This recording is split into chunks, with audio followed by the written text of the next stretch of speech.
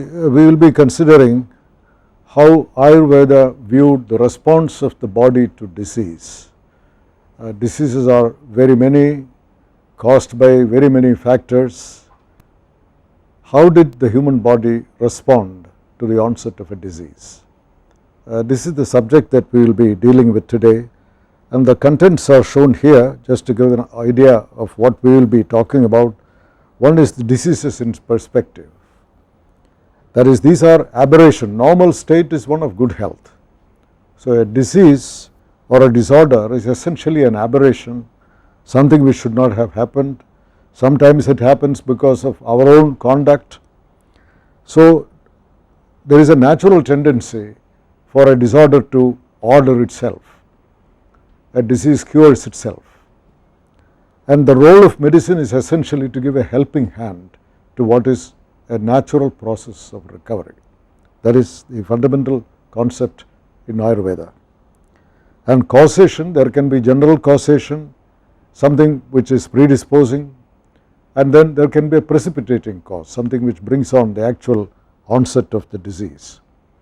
And there are many classifications of diseases which we will be talking about. And then the disease process. That is going to take a lot of our time, or most of the time in this lecture. That is what happens in the body from the onset, which may even be invisible, unrecognized, until the full blown picture appears. During that time, very many things happen in the body. Modern science has its own way of looking at it, what is called pathophysiology, but thousands of years ago, how did they view this process from the onset, which was most likely unseen, to the full blown picture of the disease? That is essentially the disease process, which also we will be looking at.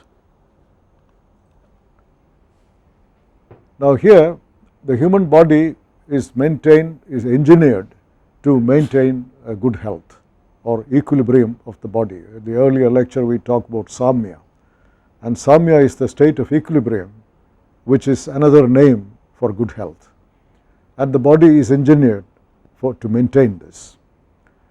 And any disequilibrium or a disorder has a natural tendency to settle, which I would like to reiterate is extremely important, because even in an earlier slide, the Chinese pilgrim coming here, he himself notes that most of the disorders, they settle on their own in 7 days. He makes that observation, which is perfectly true. So that is the natural tendency for the body to recover itself.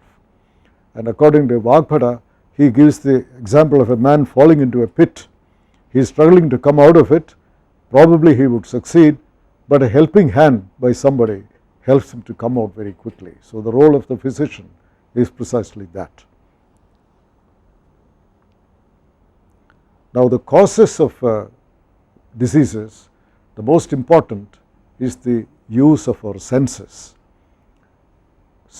We have 5 sense organs: eye, ear, skin, tongue, 5 nose. So all these sense organs through which we appreciate the universe, appreciate our surroundings, if we don't use them at all, that could lead to diseases. If we overuse them, that could lead to diseases. If we misuse them, that could lead to diseases.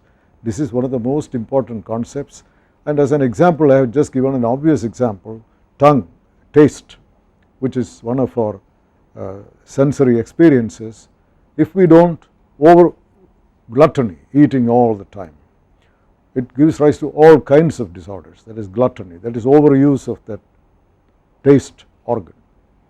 Suppose there is starvation, we don't use it at all. Food is not available, sheer poverty, that could bring on a whole lot of diseases. And thirdly, eating junk food, which should not be eaten. That is becoming, as you know, junk food have created all kinds of disorders in modern experience. So all these are 3 obvious examples of the overuse or non-use or misuse of a sense organ giving rise to diseases. And this can be multiplied for taste itself, or it can be all the other sense organs also. This is a very common large causation for diseases. The second is the environmental conditions. It can be weather, or nowadays if you go to an area where there is a lot of silica mining for example, silicosis. Many of these areas, lots of people get lung disease. In fact, in Rajasthan area for example, it is a huge problem there, pneumoconiosis. People are inhaling, the whole atmosphere is polluted with silicon dust, very fine powder, and people inhale this and they develop lung fibrosis, lung cancer, very great deal of human suffering.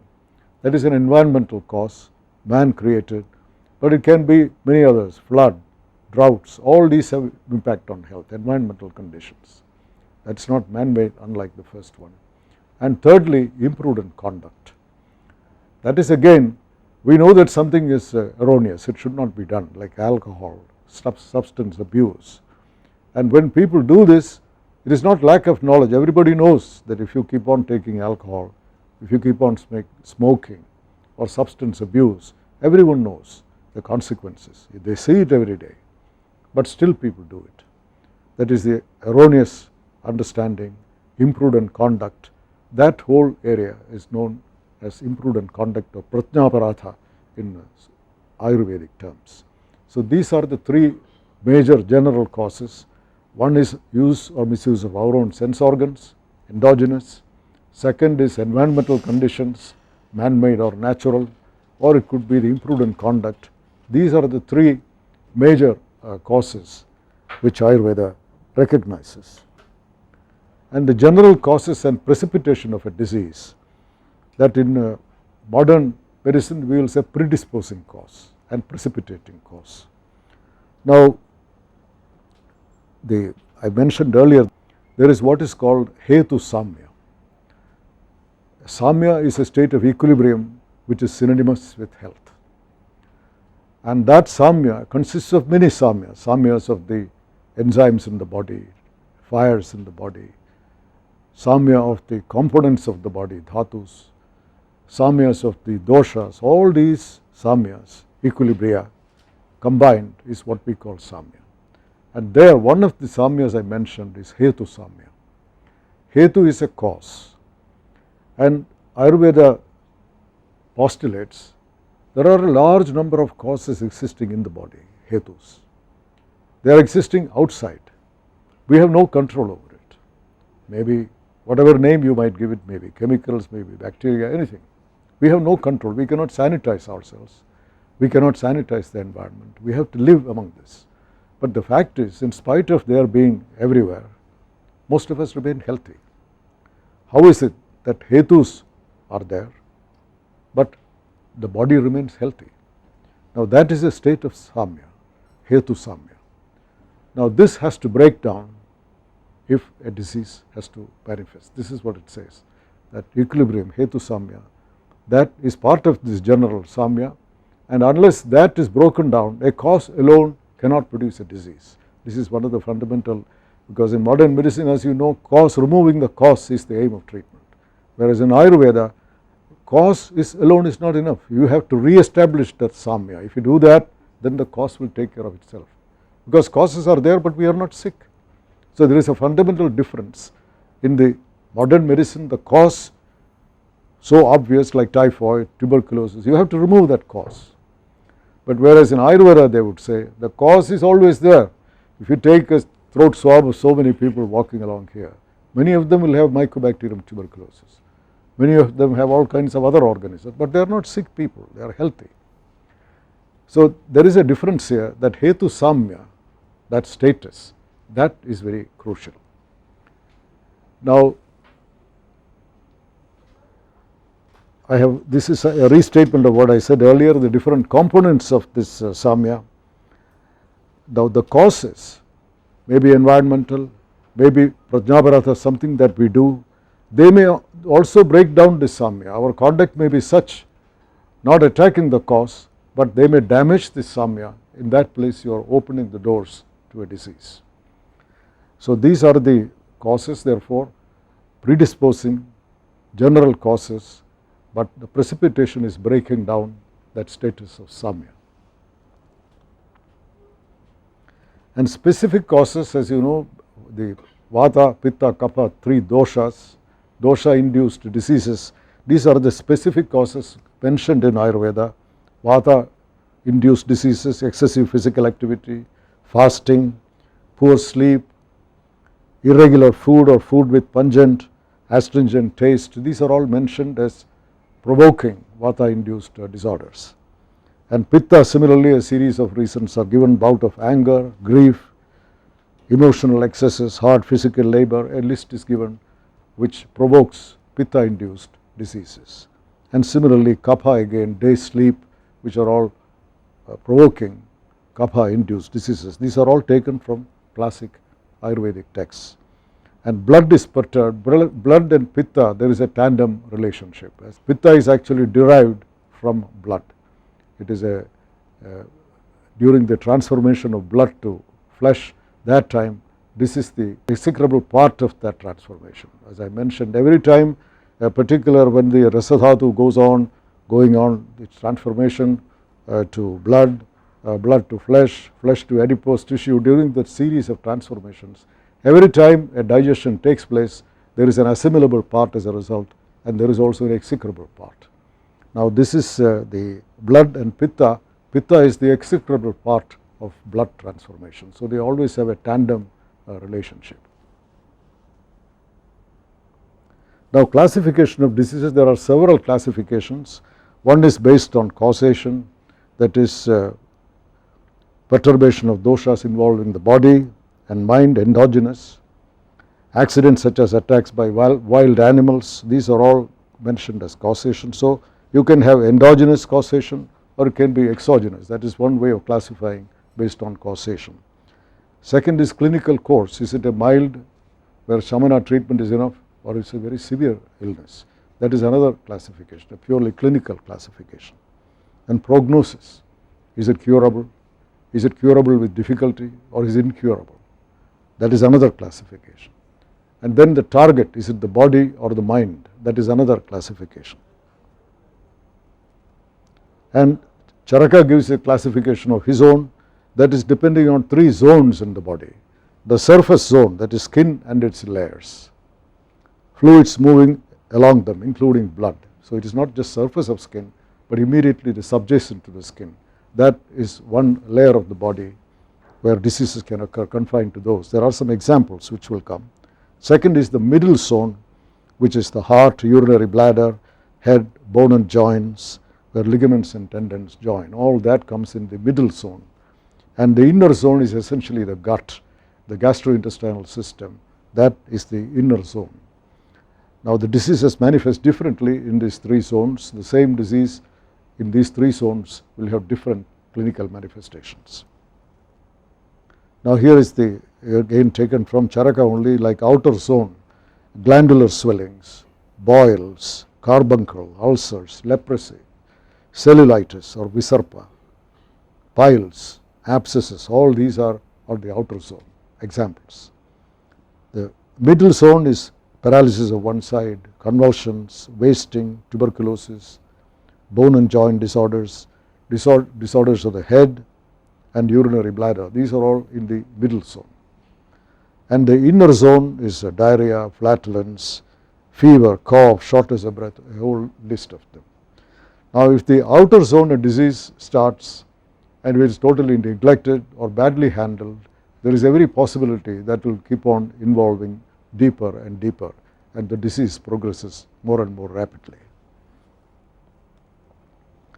Now Sushruta had a classification of his own, that is adhyatmika, physical, including hereditary, congenital and those due to dosha perturbation. All these are the adhyatmika type of illness, very extensively used classification. And adhibhautika is surroundings, which I mentioned some examples earlier. It is not man-made, or it could be man-made. The typical example is what we call industrial diseases, pneumoconiosis. If you go to large areas where mining is being done, people inhale this dust and thousands of people are disabled by this. UP, you can see it much more commonly in Rajasthan, cotton, byssinosis, pneumoconiosis, all kinds of disorders. This is purely environmental causes created by man, and that all will come under adhibhautika. And lastly is adhideivika, which are acts of God, as they say. And this could be anything, even old age is put in as one of Ati Devika, which I don't understand whether old age is a disease. It is really not a disease, but Ati Devika, one of the examples given is this. But lightning, for example, that is a typical act of God. Nobody knows how it comes or why it comes or when it comes. That could be a cause of death and disability. There are many other causation also, like suppression of natural urges. That is another cause. So one of the reasons this classification, there are so many varieties of classification of diseases. In one place Charaka says, instead of this, so many different names, so many different classifications, why not reduce them to dosha disequilibrium? They can be reduced to this. So that is one way to simplify this, to have an easier way of classifying disorders when you see. After all, you are not interested in applying a label. Vagpada says in one place, a physician should not feel shy if he cannot apply a label to a disease, for the simple reason all the diseases have not been discovered, something like that he states. So what is necessary for us is information to treat that person, to get him well.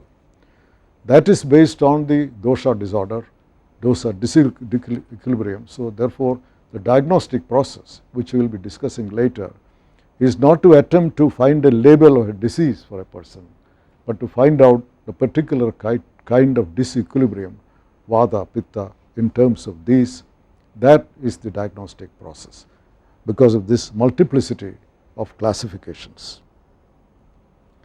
Now then we come to this interesting question of disease process. Now what is disease process? A cause, whether it affects a dosha and it tends to set off a disequilibrium in the dosha, that may not be detected. Patient himself may not be aware of it. Even prodromal symptoms may not have appeared, but the disease already begins there in an imperceptible form, and that slowly progresses, and ultimately it may take days or weeks before the final picture of the disease appears, the full blown picture. Now during that process, a series of changes are taking place in the body. In modern medicine, frequently I have to give this so that you will understand very easily. There is what is called pathophysiology. The physiology is being altered during this process. Patient may feel a vague type of malaise, as the term is called. He is not feeling too good, but he does not know what is wrong, but he does not feel his usual self. And now that kind of a feeling, obviously there is a morbid process going on. Now that disease process, it progresses uncontrolled until the final picture appears. Now that is what we are dealing with here. This subject in itself, there is the staging of the disease, which I will be referring to in Ayurveda. Sushruta gives the clearest description of that staging of the disease, from the first stage up to the fifth stage he gives. That is essentially what we are talking about. And Charaka has given further elaboration of that. That is important to understanding disease and understanding something about the time for intervention and something about the management itself. So this is what in Charaka, for example, for a disease to start, three things are required. And one is a cause or a nidana which perturbs that equilibrium, dosha equilibrium. That is necessary. That is the first thing. Then you have to have a perturbed dosha. It has to create a disturbance there. That has to be there. So cause alone is not enough. And thirdly, you have to have the components of the body, dhatus, to be disturbed. So there has to be a victim. You have to, first of all, there is a cause to create an imbalance, a disturbance in the equilibrium. Then you have to have the doshas which are disturbed or perturbed, and you have to have the dhatus to be victimized. So all these three are required for a disease process to start. And if this, suppose the dhatu which is victimized is already weakened by some factor, or the dosha disturbance is very, very powerful, can be mild or very powerful. Suppose it is very powerful, and the victimized dhatu is very weak for some reason, smoking, various things which we weaken our body, starvation, malnutrition.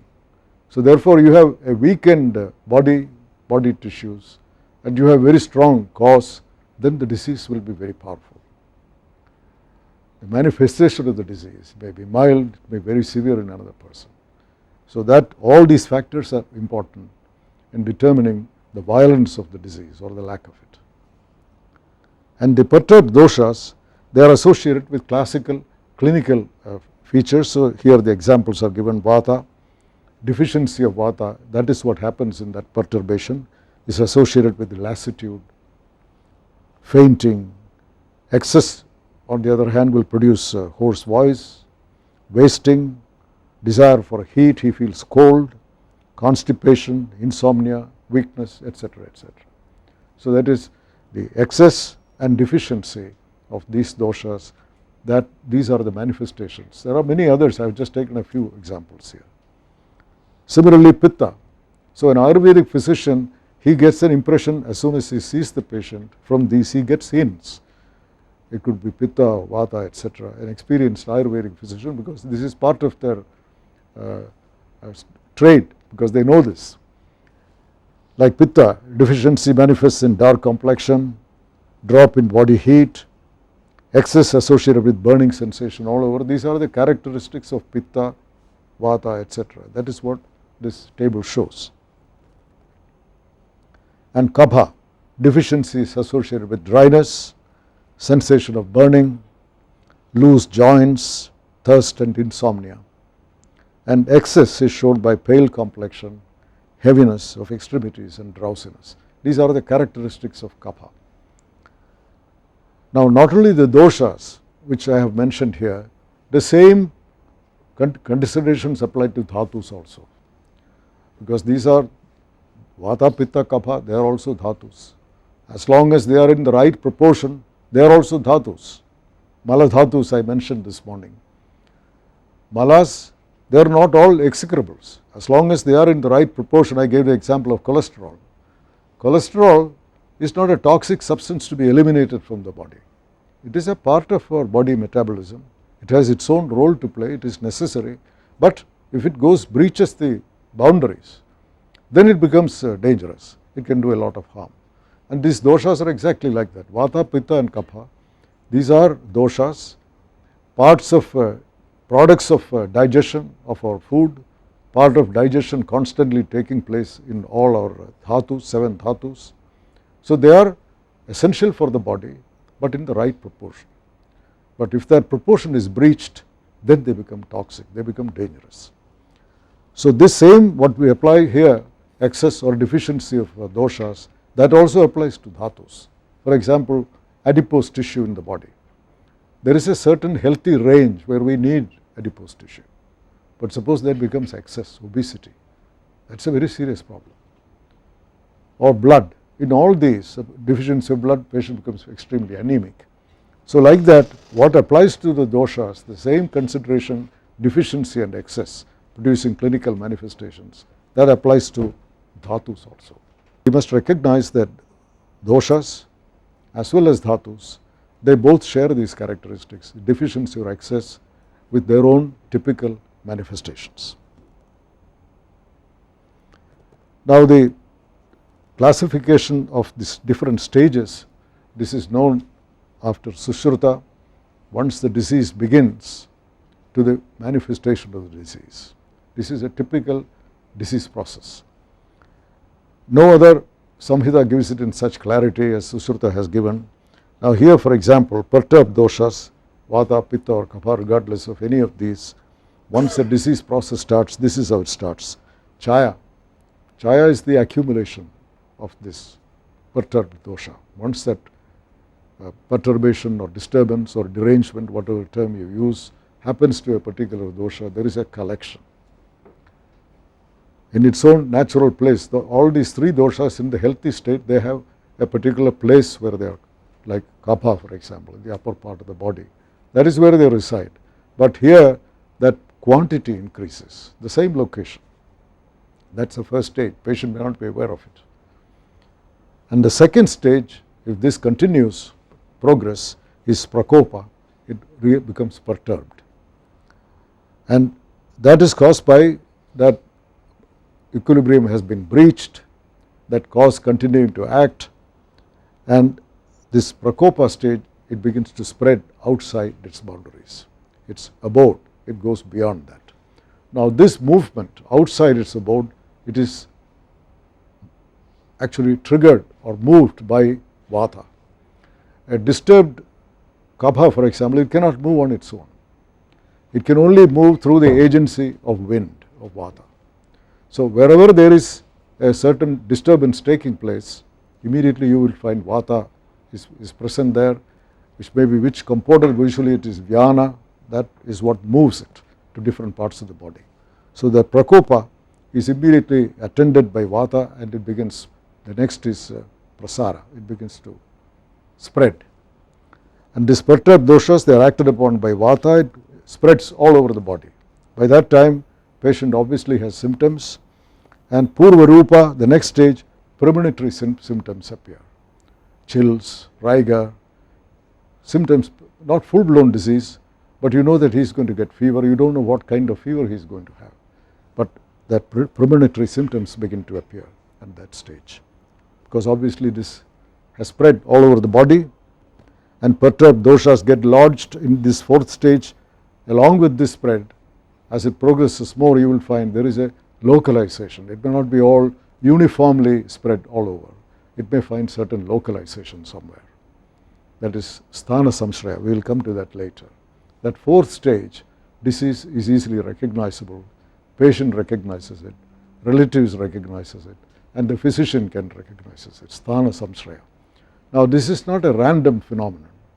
There is a reason why a perturbed dosha goes and lodges in a joint, or lodges in the abdomen, lodges somewhere else. There is a particular vulnerability there. So it is not a random phenomenon. It goes and lodges there. That is the fourth stage. That is usually a stage when physicians intervene, because they may not have a chance to intervene earlier. They may not know what they are dealing with at that stage.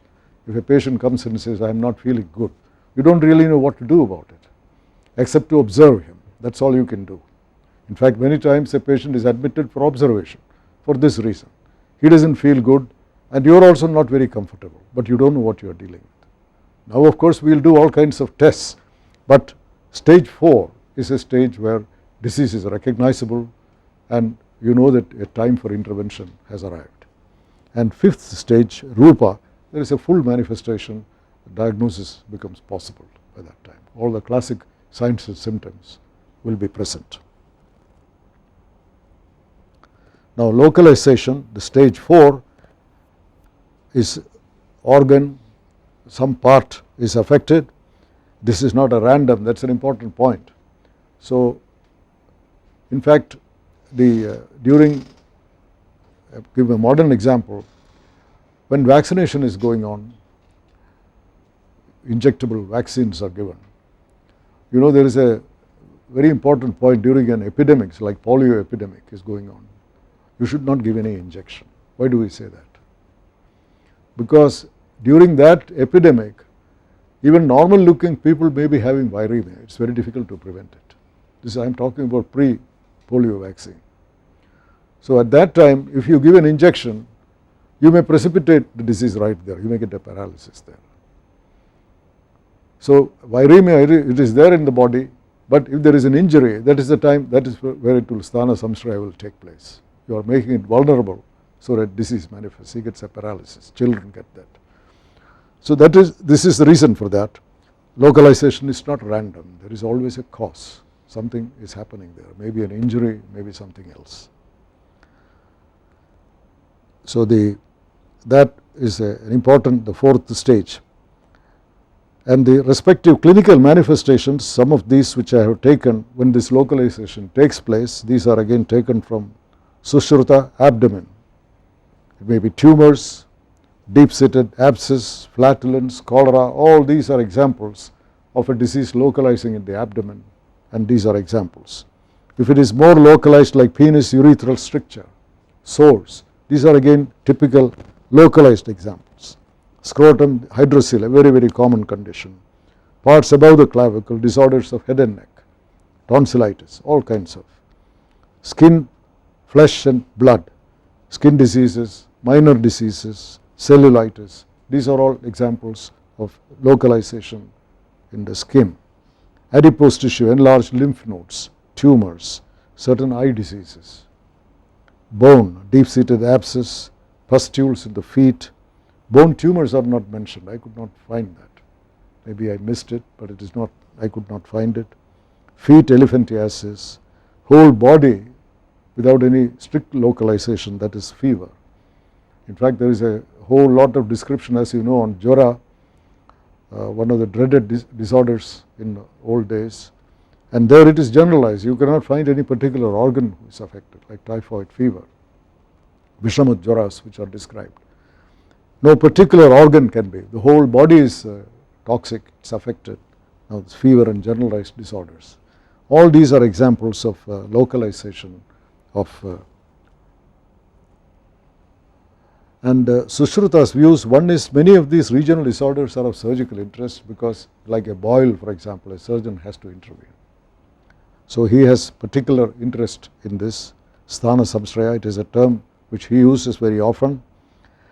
And if there is a particular disease manifesting in a particular place, a joint for example, or it is in the throat, the symptoms are related to that part. Vata, Pitta, Kapha, whichever may be disturbed, but the symptoms are determined by that particular location, a joint. Joint will have symptoms of arthritis, limitation of movement, swelling, pain, tenderness, all those associated with the joint disease will be present. But if it is Vata, Pitta, Kapha, the severity of symptoms will be different, chronicity will be different, long-term prognosis will be different, all these will be different depending on this. But the symptoms of that particular region, that will be a joint symptoms only, in other words limitation of movement or pain, stiffness, all these are disturbances of a joint, that will be present whether it is Vata, Pitta or Kapha, but the severity of that, prognosis there, all those will be determined. A Vata induced disorder, let us say an osteoarthritis and an acute arthritis, the entire manifestation, severity, the chronicity, prognosis, all these are different, because the dosha involved is different. That is the point which is being made. And the surgical intervention is required in the 5th stage. By that time the disease is already fully manifest. Now then we come to this interesting question of body channels, srotas. This is where we have to spend a little time on that. What do we mean by body compartment? Because the skin outside the boundary, our external boundary, and inside is the koshta, the alimentary canal, starting from the gut, from mouth going up to ano-rectum. Now between that koshta and the skin outside is a large compartment, which Charaka famously said, if you want to make a diagnosis, a physician who does not get jnana buddhi pradipena, a lamp of wisdom and knowledge, if you cannot get into this dark compartment, you can never hope to make a diagnosis or treat diseases. Now that is the body compartment. Now that body compartment, there are innumerable, countless channels, srotas. This is most fully developed in Charaka Samhita. There are channels, large channels are there, srotas, but there are also countless small channels. Now that these play a very crucial role in the disease process. I don't believe that this has received adequate attention in many of the discussions, because the disease process itself is not well discussed, and the role of this is very important, it seems to be. So the channels, the large channels are 13 in number, which Charaka talks about, purely based on their origin, what they transport, but they are countless when they viewed in their entirety. And the names that are confusing, Sira, Dhamani, Rasayani, Nadi, these are all used interchangeably. This creates a very big problem. Brajendranath Seal was a very great scholar who lived in the early 20th century. For a while he was professor of philosophy in Mysore University, a great scholar. And in his book he made a special study of these, and these terms, do they Dhamani, sira, nadi, do they really correspond to anything that we understand today? Artery, vein, lymphatics, can we say anything? Capillaries. And he concluded sadly, it is a standing puzzle. It simply cannot be equated with any of these. Blood can go through it, doshas can transit through it, nerve impulses can go through it like dhamani. So it is very difficult to make out the character of this. We have to, some guesswork is required in this, but here channels are, the large channels 13, yes, you can have some understanding of that, but these sira, what is sira? Is it a nerve? Is it artery? Sira vyetha, when you look at that, it looks like vein. So that way, but it is also used in other contexts. So there is a great problem in identifying exactly what these conduits are. They are conduits that everybody agrees. Now Charaka goes on and says, vital breath, water, food, ahara rasa, blood, muscle, fat, all these dhatus have siras in them, srotas in them, like muscle, bone, they all have srotas. These channels are present there in all the dhatus. Now the importance of that will come as we proceed. They have the same color as that of the dhatu, where they are located, depending on which dhatu they are located. If it is bone or if it is flesh, it has a color of the same, share the same color, and 3 doshas transit through them. And so long as these channels remain, this is the fundamental claim which Charaka makes, so long as the channels remain open and transport substances uninterruptedly, body remains free from disorders. So these channels must remain open and they must allow free transit all the time. This is a fundamental condition he makes. And when there is a derangement or a disease appears, channels are either blocked or they are in some way affected, need not be blocked, may be partly blocked. And they may get blocked when natural urges or vegas are suppressed, then also this can happen. These channels can get blocked. And the blockage of channels is associated typical signs and symptoms, which there is a table here to show that, like vital breath, mahasrota. Mahasrota, I find, as you know, it is also considered as gut, but it is also regarded as pranavahika srotas. So I think it has both meanings. There are several references where air, prana is passing through this. So if there is a blockage there, obviously there is shortness of breath. A typical example, water channel, if that is blocked, there is severe thirst, dryness of tongue. Food, that is food passage, that loss of appetite, vomiting. So all these are typical examples. If a channel is blocked, there will be clinical manifestations. And the symptoms of blockage of rasa, blood and other dhatus are the same as those of the disorders of that dhatu. If there is a bone disease, bone channels are blocked, it will manifest as a bone disease. So when we say bone disease, we have to assume, we have to understand that the srotas of the bone, which characteristic, they are diseased. They cannot be separated. I don't think either Vagpada or Sushruta goes to this extent about srotas. And these visible and invisible channels, srotas in their entirety, they pervade the entire body compartment between the skin outside and the alimentary canal within. And as conduits for a variety of substances, they must always remain open for the transport uninterruptedly. This is the definite statement that he makes. And no body phenomenon can take place without the srotas being involved.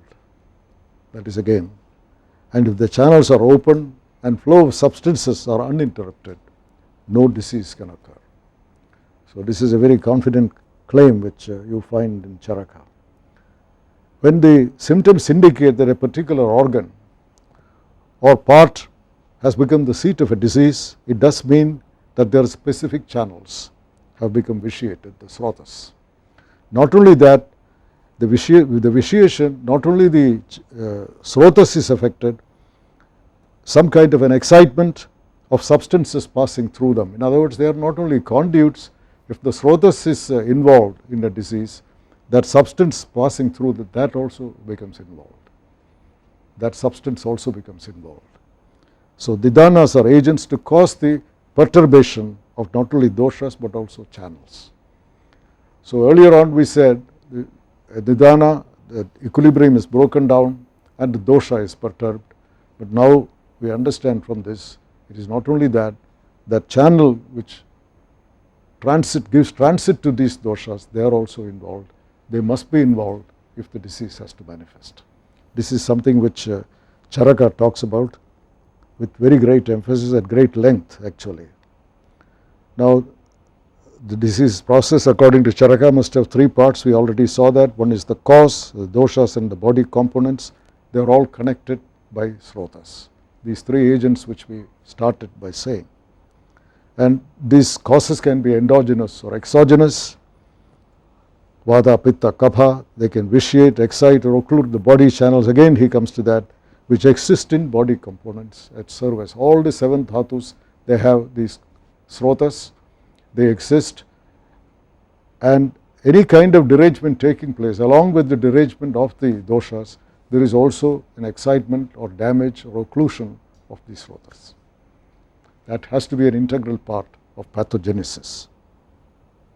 And once this srotas is excited or damaged, the dhatu in which it exists is also damaged, and if the channels of the bone are vitiated, they would vitiate the bone. A bone disease, when we say the srotas is also involved, that is also damaged. So body channels are therefore not just passive conduits. That is the conclusion. I don't think that any other, I have not seen neither Sushruta nor Vagpata paying so much attention to the importance of srotas as a organic basis for disease progressing. The body channels as a key mechanism of disease, general conditions such as fever, regional conditions such as gaseous lumps of the abdomen or gulma, and localized conditions such as urinary obstruction are explained on the basis of the vitiation or occlusion of srotas again. So it is not only a localized one particular area, even generalized conditions, fever, there again the srotas, because they are universal. All the tissues, everywhere you find srotas, which are extremely minute, countless, so that has to be there, even general conditions or purely localized conditions. And mental illness, for example, as you know, heart is identified with consciousness, with all kinds of emotional cognitive disorders, and even in mental illness there are conduits of the mind according to Charaka. So initially a perturbation starts with vata, but the conduits of the mind, the srotas, they are affected, and that is what really precipitates mental illness. So even at that point he says srotas is the important.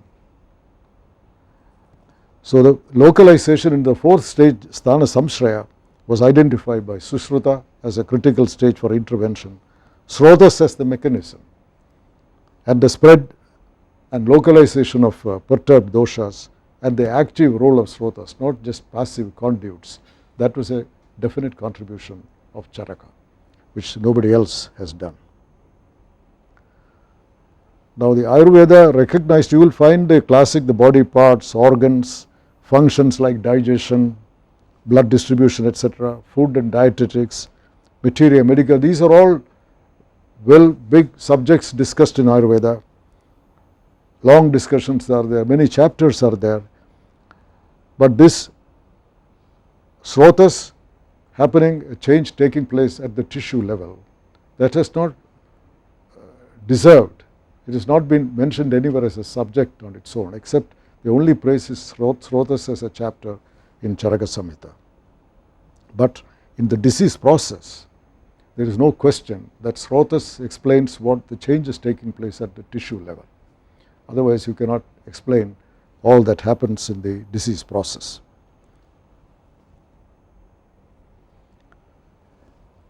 And again, if you look at the cause, the vitiators, vitiated body disequilibrium, we have talked about it so much this today. And to linking all these together, whether it is the dosha or the perturbation of dosha or the dushyas or the dhatus which are being vitiated, all these are connected. What is the connecting link? And that is the srotas again.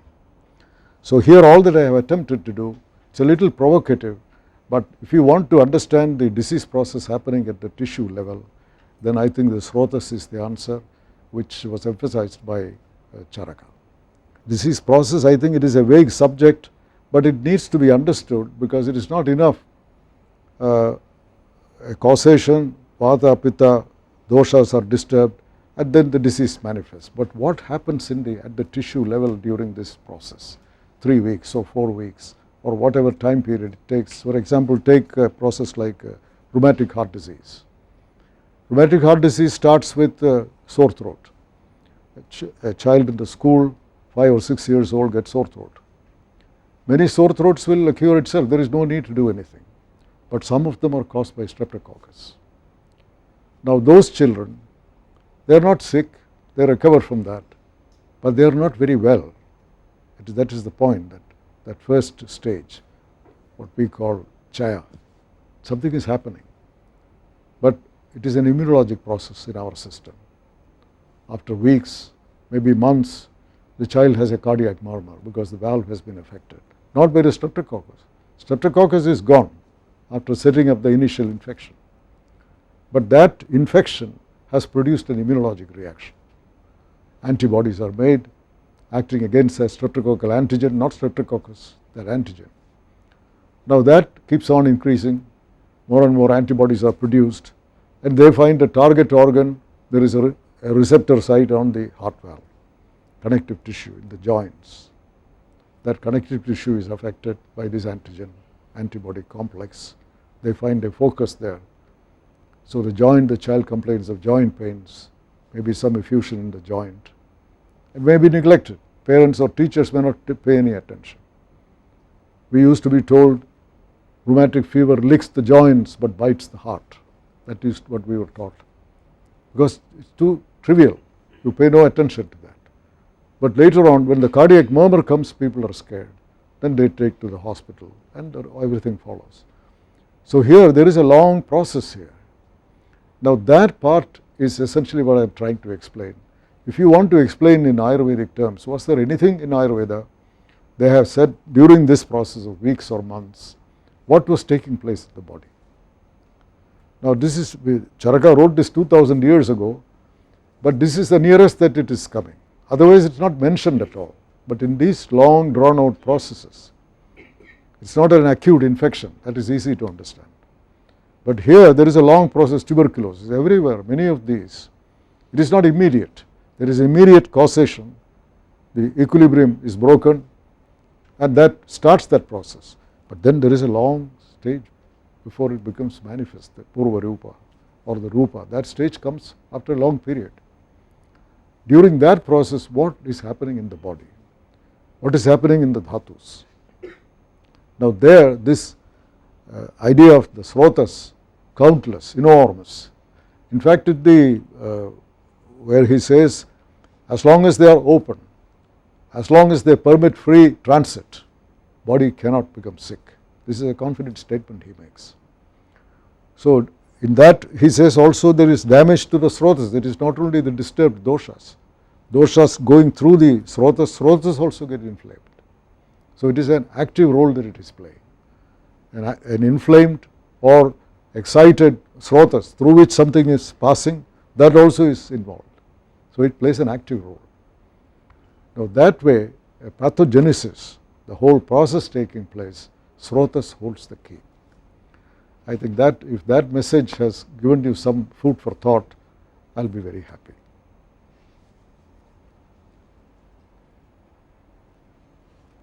That is it. Now the recording is off, you can ask questions now. Any questions?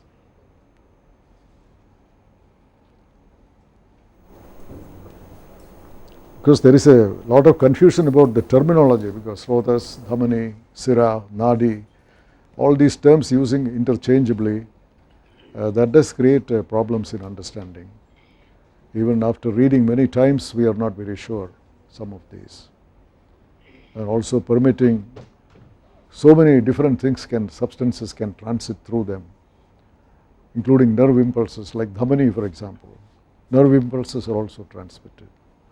So all that makes it difficult, but at that time none of these things could be seen, very little was known. But this whole idea is important, that is a incubation of a disease, that progression, how does it remain in the body, and these are the srotas where it can contain huge volumes. If you look at calculate the volume like capillaries, for example, if the whole capillaries open up suddenly, they all have a tone, they are kind of half closed. But if they are suddenly opening up, as you know very well, the whole blood volume can glow like a man suddenly fainting. He gets scared and he faints. And that is happening because his pressure has dropped to 50 or 60. All that is happening, all his blood is flowing into his own capillaries, they have dilated. So here srotas are very small. So if they become excited, they are partly occluded, then you can imagine there can be severe generalized illness. So that emphasis on srotas is something which is an interesting concept.